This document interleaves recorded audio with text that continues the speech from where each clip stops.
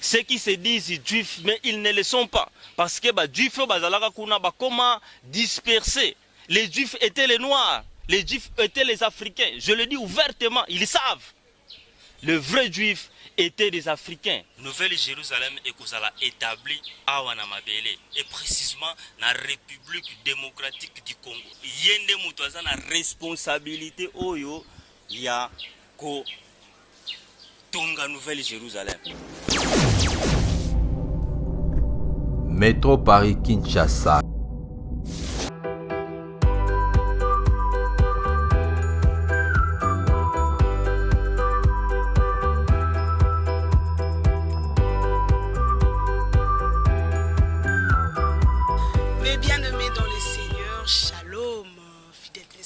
De Métro Paris Kinshasa, bienvenue dans votre émission Oracle de l'Éternel. Oracle de l'Éternel, une très belle émission.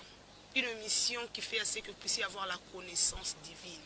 Émission Morobo et ça la rabissonnier en surtout zone vraiment dans les droits chemins parce que Oracle de l'Éternel, c'est la bouche autorisée des dieux. Nzambe alobe la rabisso nantela ya basali na ye. Oh nyonso balekara na kati ya émission. Tombe bino soboye bolango. On a les longs à y percer de Ndaka Nazali Susuka, Kana Pasteur Landu, Ngika Bantu, on a toujours à l'ingrato. Tant comme on est mon bimba pour le moment, percé, faut battre Bangadia. Donc directement la transition, comme ça, tout ça qu'on s'est retrouvé juste après pour continuer l'émission la mission.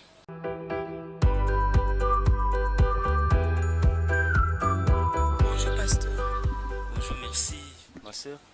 Bonne santé et puis alingaka mingi oloba na bandeko na biso bazolanda biso lelo na Oracle de l'Éternel Pasteur Landu azalaka nani to pe azali nani aye kosala nini na kati Oracle de l'Éternel parce que l'autre fois bato biso balobaki na maman perso toyebi papa wana te eza toujours à chaque fois to présente l'émission baabonné base maximaka lisusu bayaka donc alors esalaka que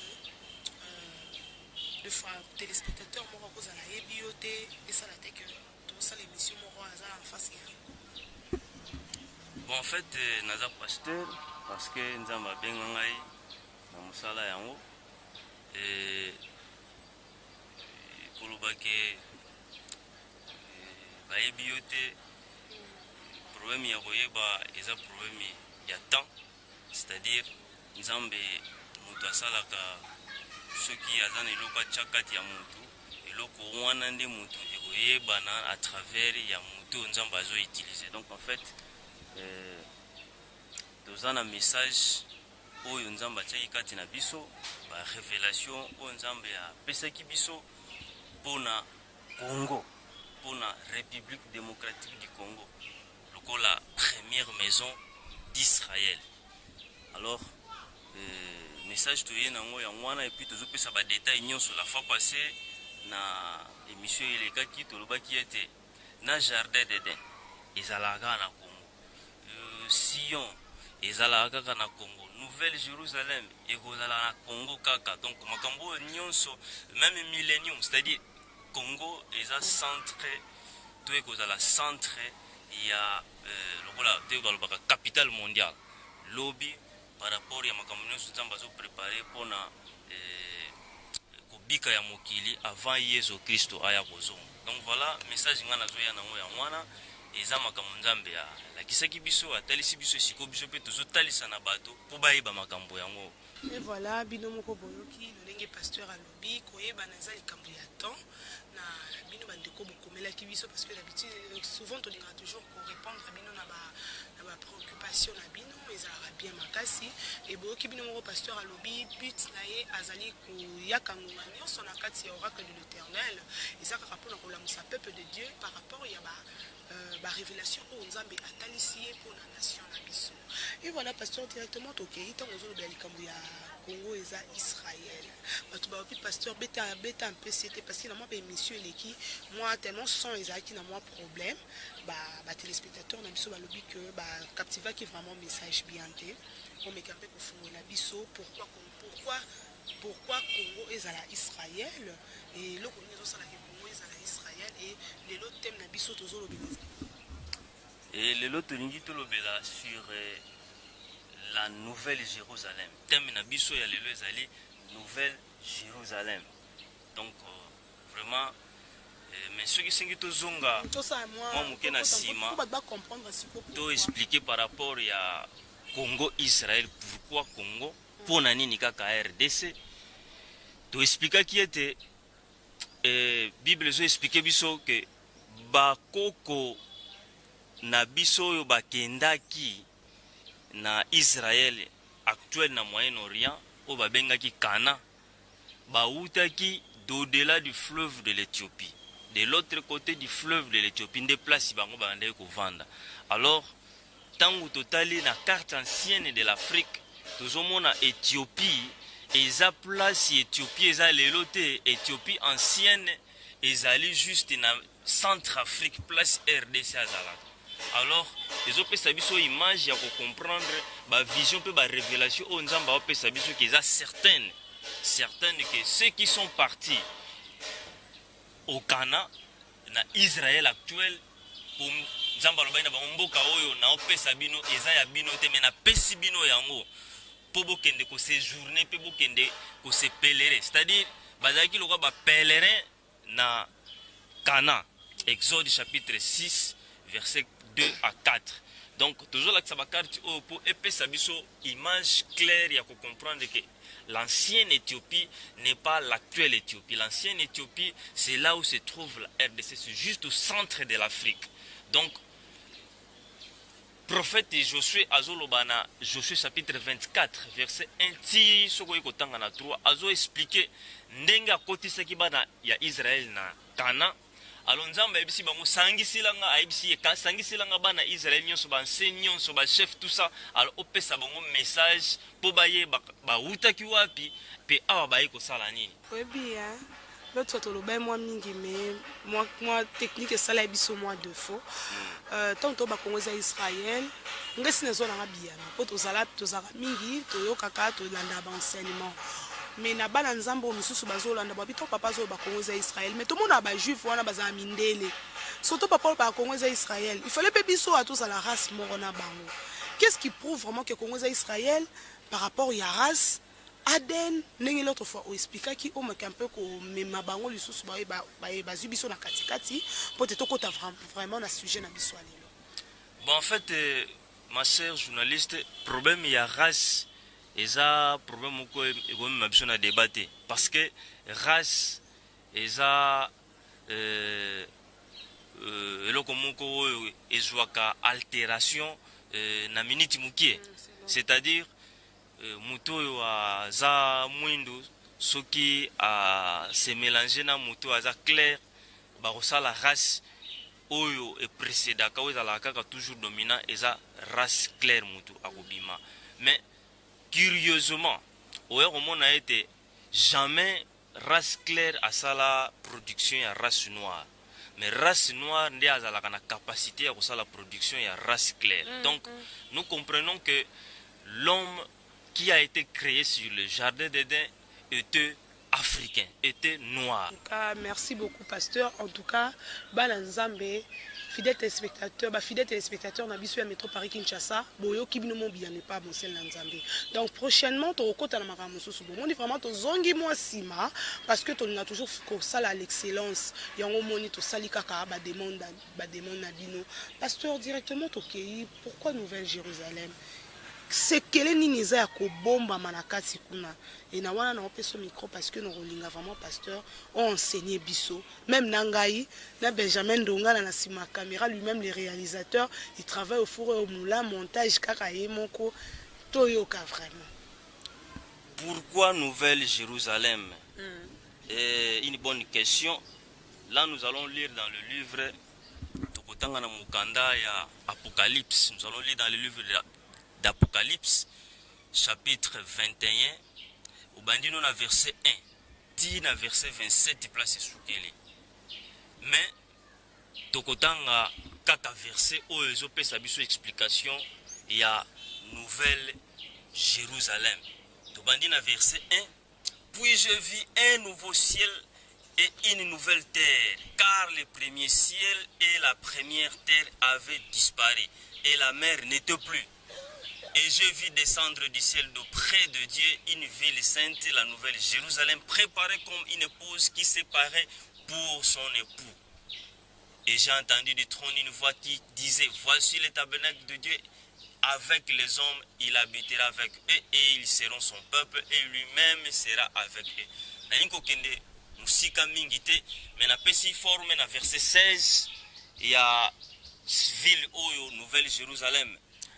Verset 16, la ville avait la forme d'un carré et sa longueur était égale à sa largeur. Il mesura la ville avec les rousseaux et trouva 12 000 stades. 12 000 stades, la longueur, la largeur et la hauteur en étaient égales. Il mesura la muraille, il trouva 144 coudées.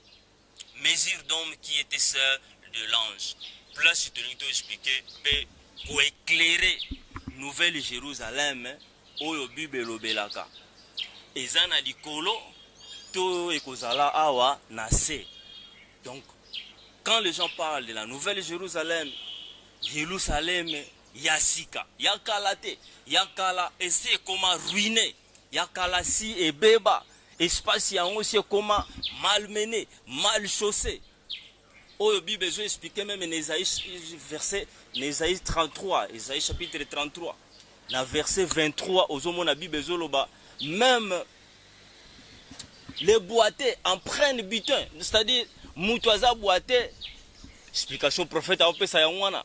Moutouaza boité azana makasi pe et lokola moutunyo son normalité ya kotambola mais ayena ki boité na eti ya komi il prend butin n'est pas wana.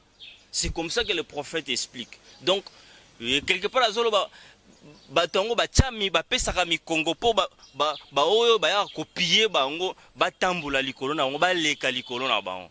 Donc l'espace a été ruiné. Ésaïe chapitre 52, verset 9. Espace ouané dans la qui ruiné. Pourquoi Dieu a permis que ça soit ruiné et béba? Et ça parce que ils ont consommé les péchés. Bazaki na banzambe oyo yabikeko. Binzambi nzambi. Nzambe azwaki peuple yango po alingaka peuple yango mingi abimisi bango po apesa bango forme alakisa bango ete eza kaka na nzambe moko esengeli kosambela ye wana wa mimonisaki na kombo ya Adonai.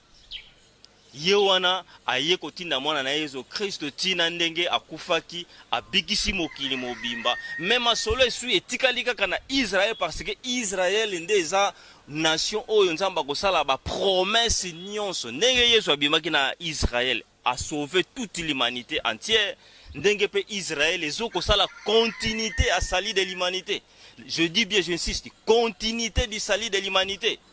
Donc, ba promesse nyonso nzamba pesi yango alobi, il va renouveler la ville de Jérusalem. Yango ba bengi yango Nouvelle Jérusalem parce que a été ruiné. Mais ange azola ki sa apôtre Jean na île de Patmos. Apôtre Jean zomona na vision ange a Nouvelle Jérusalem e uti likolo ezoko kita. Nde amoni ange azoko mesurer azalaki na kane moko en or. Nde ba mesure bande ko pesa ya Nouvelle Jérusalem oyo ekozala établi. Alobi na kati mer ezalaki te amonaki mai te. Mais quand on parle de mer, on voit la mer de l'eau salée. Mer ezalaka na mai eza munga. Donc l'espace wana ya Nouvelle Jérusalem mai ya mungu ezalaki te. Ba mai ezalaki wana ezalaki ba mai o ezanga mungu. Je vais expliquer.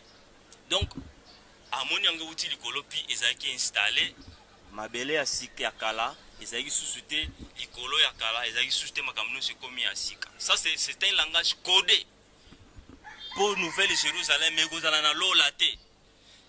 Lola etikala kozala ruiné te.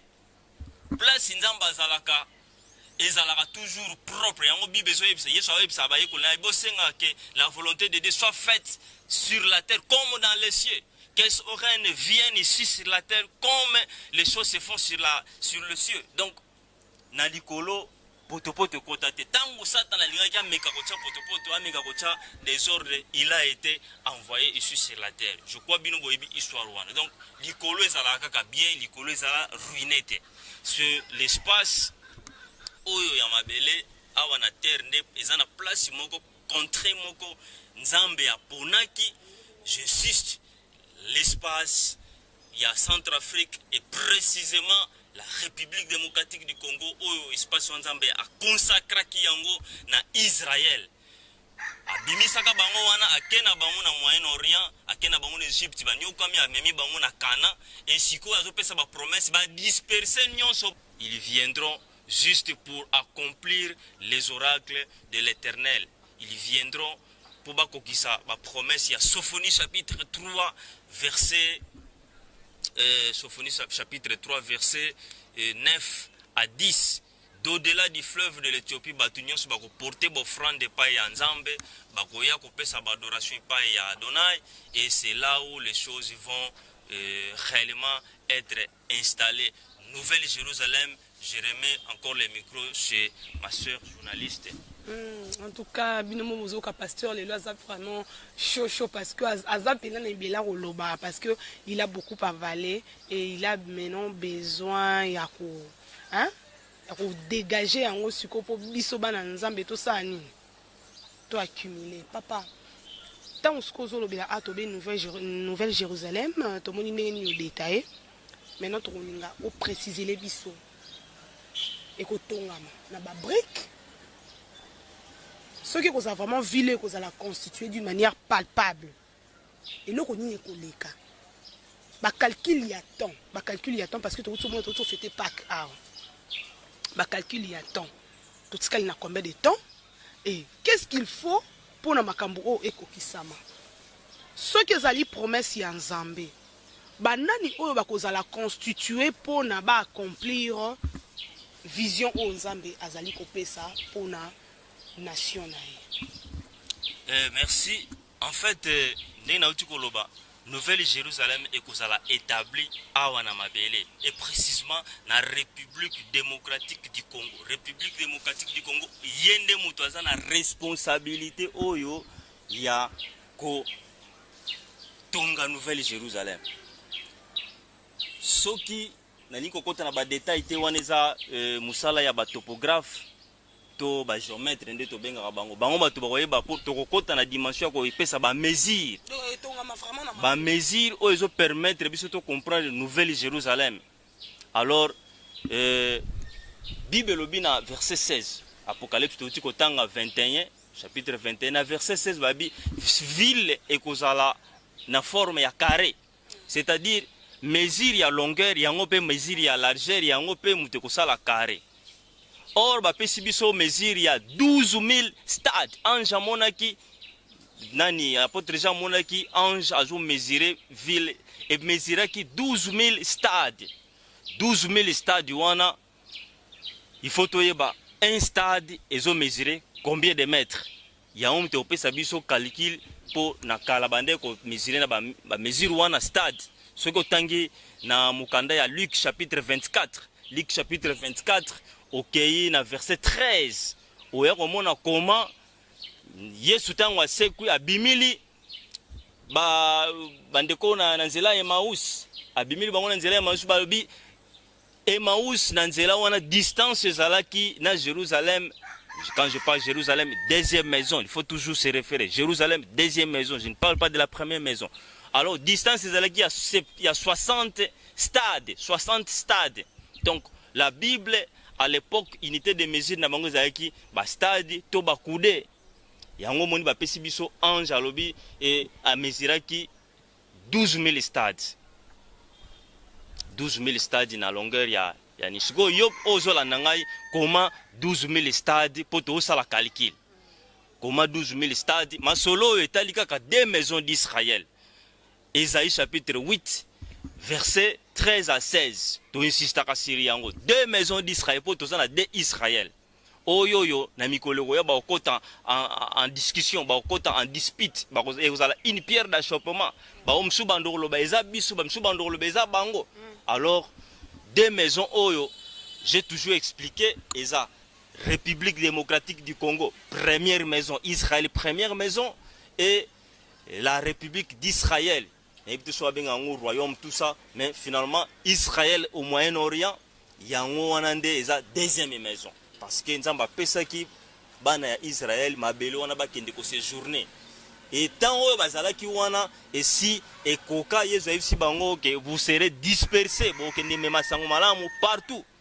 Preuve en est que apôtre Pierre oyo azalaki fondateur oyo atongaki église ya ekolo Yesu lere asalaki discours 3000 personnes babongolaki motema. Apôtre Pierre akufela na bakunda ye na Rome na Italie. Pourquoi? Parce que bazalaki dispersé bamemaka évangile ndenge wana na mokili mobimba. Mais sikoyo ngonge koki na bao batikalaka na Asie, na bao bakendaki na septentrion. Quand je parle de l'Asie, c'est-à-dire je vois Orient. Na bao bakenda na septentrion, na nord, à l'Europe. Na bao bakenda na Orient, na Occident, c'est-à-dire en Amérique. Na bao baza na midi bakendaka na sud ya Afrique, ainsi de suite. Bango nyonso ngonge ezali kokoka po Nzambe a remettre bango, a ramener bango lisusu et bisika abandelaka masolo. Jardin d'Éden, bisika apesaki ba promesse était toutes les nations viendront adorer l'Éternel et sika wana yango azo pesa image ya Nouvelle Jérusalem po il faut tongama wana. Mama journaliste atuni ngai banani baza na responsabilité na yango na niko kota na ba détail te. Ba fils du royaume pe ba fille du royaume oyo Nzamba révéla makambo oyo ba yebi baza partout dans le monde. Ils savent ça parce que Dieu révèle. Alors, s'ils comprennent, c'est bien. S'ils ne comprennent pas, c'est-à-dire ne font pas partie à Makambo Oyo. C'est comme ça, la fois passée, tout ça là qui, émission Koloba était troisième pas qui tango koya, ils seront éliminés. Je le dis bien, éliminés parce qu'il y aura du sang qui va couler. Nous ça là, on a sont des 4 anges, Oyo Bavandi, na grand fleuve de Frats, Oyo Tobengaka fleuve Congo, et ça là secret. Il y a des anges qui sont là-bas installés pour l'opération pour Nouvelle Jérusalem mais à la établie. Alors, dans ce détail, comme ma image pour comprendre Nouvelle Jérusalem, réellement, c'est la localisation de la RDC. Et qu'on a établi dans la RDC. N'a pas ça qui 12 000 coudées. Wana yo soko tangi na Bible na yo komona ange à mesurer qui 12 000 coudées. Na longueur et puis ezalaki na carré 12 000 coudées. Or aye kota la miraille alobi hauteur na yango ezande ko mesurer 144 coudées 144 coudées et puis alobi na munene na ngona hauteur ezalaki pe ndenge moko. Alors na bandi ko kende na explication ya stade. Un stade égale il y a 180 mètres. Un stade égale 185 mètres, je voulais dire. Un stade égale 185 mètres. Oki ko sala ba recherche na ndenge na yo ko confirmer makamunga na zoloba. Une coudée égale il y a 45 cm. 45 cm. Une coudée d'ailleurs le nom vient des coudes. Coude eza na coin ya loboko awa tina suka awa. Ce que je coin oyo ti na suka musapi nanga awa esali 45 cm, plus ou moins 44,5 45 cm. Donc c'est comme ça ba bengi yango coude et puis bande ko na biso na kala bande ko sela ngolo kola unité de mesure bande ko benga yango coude soka chebo ya talibo alobi waneza 1 coude, 2 coude, 3 coude. Ange a mesuraki miraille ya ville ya Nouvelle Jérusalem et mesuraki 144 coude. Sikoyo sala calcul komina biki na 144 fois 45 cm. 144 fois 45 cm okomona ekopesa yo combien wane zalaki mesure ya mur oyo ko constituer Nouvelle Jérusalem pe hauteur na yango. Mais longueur ya Nouvelle Jérusalem balobi 12 000 stades. Un stade na lobi 185 centimètres, dans le centimètre de 185 mètres. Un stade égale à 185 mètres. Donc ce qu'on s'allie 185 mètres fois 12 000 et zo pesa biso réponse il y a 2 220 000 kilomètres carrés. Pour Bible lobi ezalaki carré, ekozala carré.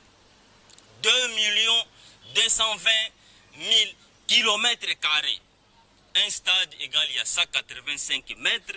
Au sali 185 fois 12 000 epesi biso 2 220 mètres carrés, kilomètres carrés. Or toye sikoyo na bakude na miraille 144 x 45 cm ezopesa biso 6480, une chose comme ça. Donc soki tomemi yango na bamètre ekopesa biso 64,8 mètres. Donc mire wana ekozala na mesure wana. Alors soki tozwi mesure ya molai ya hauteur plutôt longueur ya Nouvelle-Jérusalem, ville oyo nzambe alobi ekotongama na baobjectif nini, ville wana ekotongama na objectif mpo bapesaka louange epai ya nzambe ya Adonai. C'est donner juste les louanges à l'Éternel, se faire l'adoration à l'Éternel. Ça sera une ville qui sera construite juste pour porter les offrandes à l'Éternel. Ces offrandes-là serviront pour l'évangélisation des nations païennes. Parce que Dieu veut préparer le monde. Tout genou doit fléchir et toute langue doit confesser que Jésus-Christ est Seigneur. Alors batunyo faut ba yeba Yesu ki azan kolope mobikisi na ba coin o eza hostile évangile ko takate Israël première maison ils ont monopole il y a ko travailler pour évangile kende partout. Donc ville wana nde ba oyo bandondima Yesu bando ya ko adorer Adonai Nzambe na Nouvelle-Jérusalem. 2 220 000 km², oyo ville kozala construire. Ville kozala construire na mesure wana 2 220 000 km². J'insiste. Toye na image ya ko comparer Israël première maison na Israël deuxième maison. Israël première maison ezo mesurer 2 345 000 km². Israël première maison 2 345 000 km². Pendant que Israël deuxième maison mesure 22 145 km². Israël deuxième maison à Moyen-Orient mesure 22 145 km². Donc vous allez comprendre que ville même il y a Jérusalem, il y a deuxième maison mesure 125 km². Mais ville oyo kozala construit na Nouvelle-Jérusalem, la première maison est mesurée 2 222 000 km². Nzambaza Nzambe salaka makambo na ye nyonso na calcul na ye. Il sait que le monde entier est contenir na ville oyo. Tout le monde qui va vouloir venir vivre, s'installer pour adorer l'Éternel, n'espace oyo contenir ba nation nyonso. Donc voilà autre cas qu'on peut sa explication par rapport à nini. Na sala ki moi description à Nouvelle-Jérusalem awa ça en papier alors Nouvelle-Jérusalem de lobby forme et description la ville va mesurer longueur 12 000 stades et puis total nakati louange, adoration, offrande oyo kozala donner par il y a l'Éternel et les armées. Merci. Papa, bien aimé dans les seigneurs, aux hommes on a mon père nazo à enseigner parce que les sons les longs appellent les ben à répéter. Donc nazo à la kaka enseigner nos lengue kaka nzambe aza pour révéler na musali nae parce que le pasteur Landu ngi kabantu parce que le pasteur Landu pe baza ebele et on a toujours sa précision en combo mais pasteur tant on va être comme construction en ville ou étiquer la question mon qu'on a tout là banani o ba kozaba habitant ya Mais habitants, c'est tous les juifs qui se trouvent sur la République démocratique du Congo. Nous sommes des juifs. Apocalypse chapitre 3, verset 9 à 12. Ceux qui se disent juifs, mais ils ne le sont pas. Parce que les juifs comment dispersés. Les juifs étaient les noirs. Les juifs étaient les africains. Je le dis ouvertement, ils savent. Les vrais juifs étaient des africains. Sont des africains. Ils étaient noirs. Et pasteur, ce qui par exemple, c'est que un Américain d'origine, a lobby qui a besoin à aya yepe na kati aya pe yepe na kati ya Nouvelle Jérusalem akozala bienvenue te to eza kaka uniquement kaka ifo ozala kaka juif kaka to na moto andimeli mpe Christ. Ma sœur, je serai un peu clair pour dire que, vous savez, le Dieu d'Israël, c'est le créateur du ciel et de la terre. Ce Dieu, il a créé toutes choses. Asalana batu ya malamu na batu ya mabe. Alors, azana contrôle ya makamuno salobi alingaka komona kokufa ya mutu masumu ta lingi mutu masuma bongo la motema po azonge pai na ye. C'est-à-dire objectif ya Nzambe alingi mokili mobimbe bika mokili mobimbe za la sauver yango azo utiliser nation d'Israël pour bazala ba porteur ya sali. C'est ça l'objectif. Donc espace wana eza ko contenir ba juif yo baza wana lokola ba autochtone, mais ça sera un espace oyo ekozala na portée ya mutu nyonso. Mais ville wana balobi s'il vous plaît fotanga Apocalypse chapitre 21 malamu de 1 jusqu'à 27 balobi n'entrera pas dans la ville ce qui est souillé.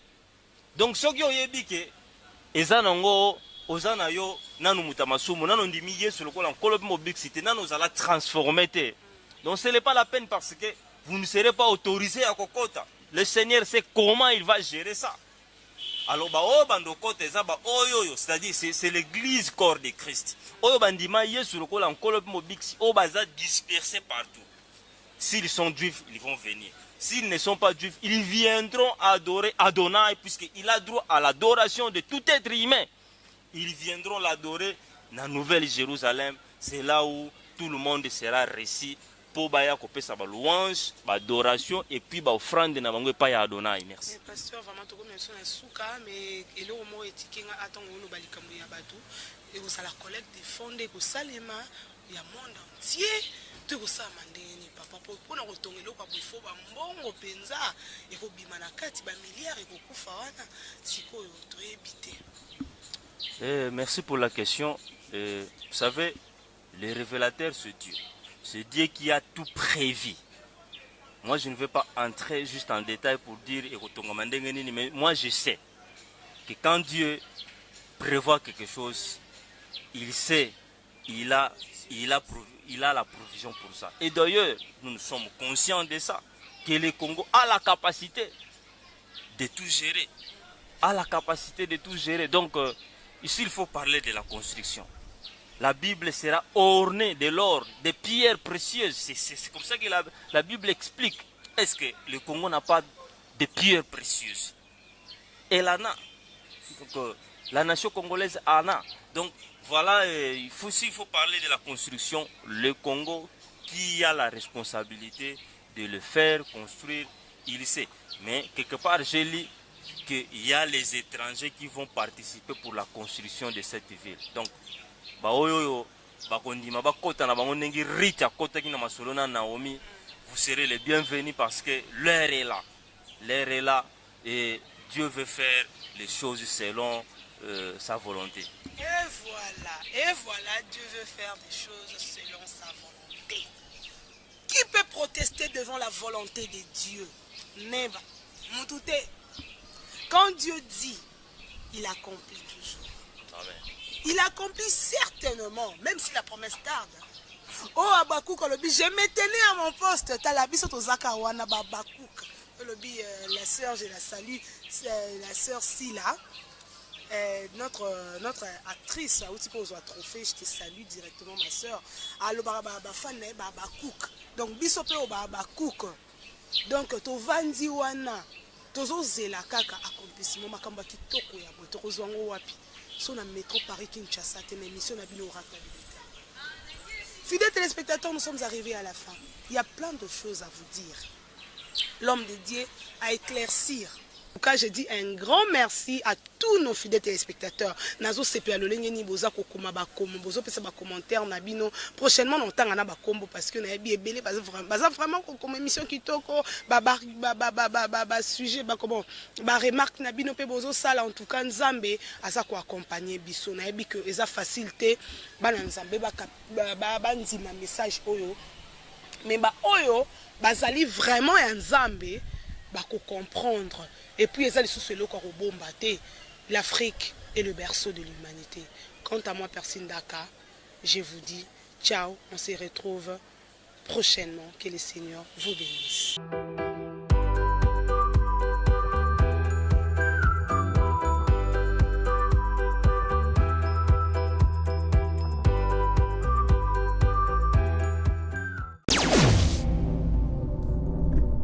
Métro Paris Kinshasa.